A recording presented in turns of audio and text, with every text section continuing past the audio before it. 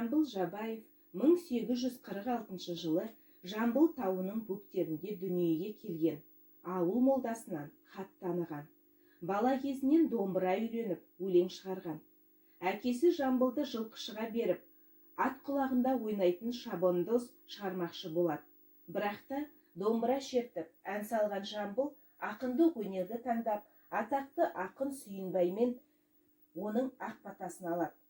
Менің пірім Сүйінбай, сөз сөйлеген Сүйінбай деп, оны өзіне ұстаз тұтады. Бата дарыған бала ақын есейе келе, түрлі жиын тойларда айтысып, Шашубай, Досмағамбет, Бөлтірік, Сарбас секілді талай азулы ақындарды жеңеді. Өз жанынан көптеген жыр дастандар шығарады. Ақынның суырып салмалық дарындығы соншалық, аузынан шыққан әрбір сөз жыр секілді төгіліп тұрған екен. Сондықтан да халық оны төкпе ақын деп атаған.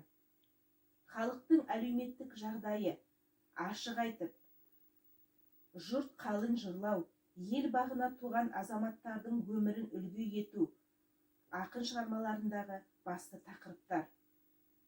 Сондықтан да ақын Өтеген батыр, Саурық батыр, Сұраншы батыр, Алатай, Жапарқұл дастандарын жырлаған.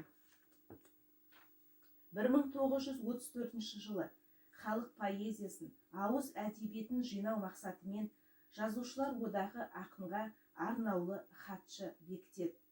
Ақын 1936 жылы Мәскеуде қазақ әдебиеті мен өнерінің 10 күндігіне қатысады. Халық өмірінің түзеліп, өнерінің өрлей бастағанын көзімен көреді.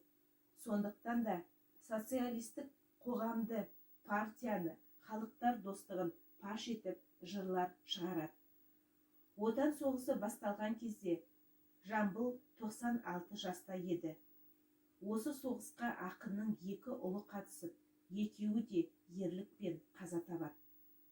Қарт әкеге қаза ауыр тигенімен жауынгерлерге өзінің отты өлеңдерін жолдай отырады. Ал Ұлы Отан соғысына арнап 3000 жолдан артық жыр шығарған. Ақын 1945 жылы 22 маусымда дүниеден өтті.